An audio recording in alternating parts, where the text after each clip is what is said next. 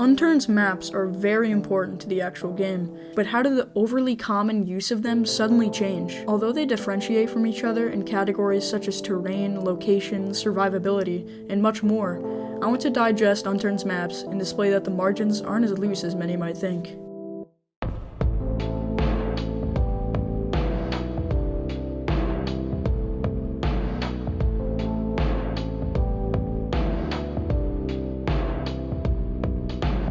Unturned has a fair amount of maps that you can play that span from original maps to things like Arena, but for this specific video, I will only be talking about the original maps that you will find on 90% of Unturned servers. I want to bring up a point that I've observed through my 2,000 hours playing Unturned. I've played many servers from PvP to full serious roleplay on maps such as Washington and PEI, where there's almost a sort of algorithm. However, the algorithm of an Unturned PEI server, for example, can get a lot more in depth. To give an example, when a player spawns in, they typically go for what I classify as farm loot, which consists of items that can be found in towns, farms, and other places like mines or construction sites. Once these new spawns have some basic items and no base, they'll typically head for the military base or wherever the military gear is at. Or if you're a big boy with 8,000 clocked hours, you might go for the military base first to get the metagun of the map as quick as possible. What I'm basically saying is that these maps like Russia, PEI, and Washington in particular have the exact same feel over all these years. Some even grouping them into the same category, almost thinking of these basic maps as one huge hybrid monster.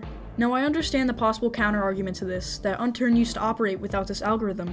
People would make bases, getting 10 maple strikes, and yes, I agree, the game is developing every day from the player base, and people are ravenous for a competitive advantage.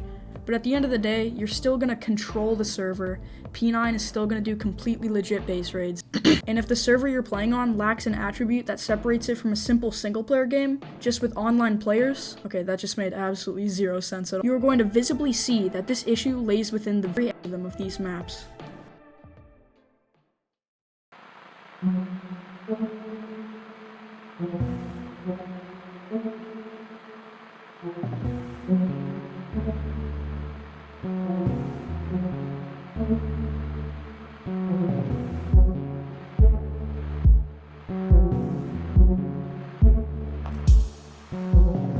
Now I want to look on the side of Unturned maps that break this algorithm on some of these older maps, but also maintain the same question of why they aren't used as often, when PvP servers on these basic maps lack all attributes other than extremely pay-to-win ranks on their server store. Maps such as Russia and Washington that are used in PvP servers are completely boring and dull after 10 minutes, hence the reason that they are PvP servers. But aside that, when a map doesn't have a questline or something that you can complete on the side of spraying people down with a military drum on a maple strike. My gerbil just died yesterday, so...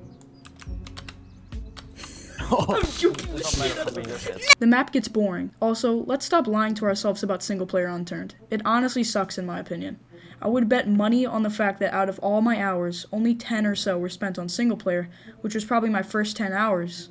I specifically remember getting on Unturned for the first time in 2017, playing the tutorial map, and then quickly joining a Germany single player game, immediately spawning in Shadowstalker MK2s, flying jets, and rainbow hatchbacks and whatnot. You know why I actually had fun? Because it was my first time playing the game, where I wasn't exposed to the Unturned public server scene yet, where these algorithms of actually needing to get loot to kill those people who require the competitive advantage wasn't a necessity. Now, I want to share my opinion on the way Unturned maps are going. For me, Kuwait was immaculate. Arid was good, but not near to how good Kuwait is. The playability due to the questline and the physical map itself is amazing. Now for the most recent curated maps like Rio, I think that the original maps like Russia are just achieving the goals of a map like Rio, and in some cases it's achieving those goals in a better way. Also, something to notice is that curated maps don't bring players. Whenever I see a server that has a map like France or Rio, it always has 0 players. If someone has seen a France server with over 20 players, please leave a comment because I'm genuinely curious.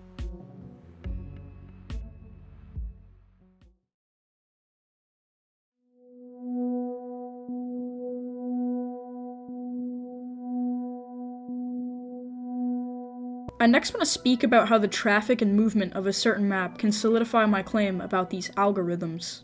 An obvious idea would be that bigger maps are harder to traverse, but imagine Yukon, excluding the freezing factors, a completely empty map that has only a few locations. So how does the terrain and scale of a map affect the traffic of an Unturned server? And how does my algorithm idea put this in its place? Some of you guys might know Thick Wine Boy. He's been in probably 50 or 60% of my YouTube videos dating back to 2019. He's a pretty good Unturned map developer, and the issue that his maps always has is the lack of good movement. He even cut a big hole through a volcano once with waterfalls going down each side so the players could fly planes and drive ships across the map by simply going under the mountain. I don't think I have any footage of this, but if you want to check out the RP map for yourself, it's called Santa Vinaya. Another example would be a map like Russia, which has the most military presence to the north, other than their oil rig, which new spawns can't loot without a gas mask. For that reason, I think Russia is the most not complex traffic-wise in this category that I've displayed, but still has a very distinct algorithm. Players almost always spawn very south and loot campsites, or what I said earlier, farm loot, and then make their way up to the core of your military base depending on what they want to achieve. But how does the traffic on a regular Unturned server that has Washington as their set map work? I've observed that on Washington servers, new spawns can easily loot the scattered military convoys and outposts, meaning that objectively, the traffic on a medium map like Washington is even more complex than a large map like Russia. The locations of points of interest on maps enhance the movement of the map, therefore making a more complex system. So map creators, if you ever want to make a good PvP map, make sure to scatter areas with worthy items for max traffic, and therefore a more interesting server for the player.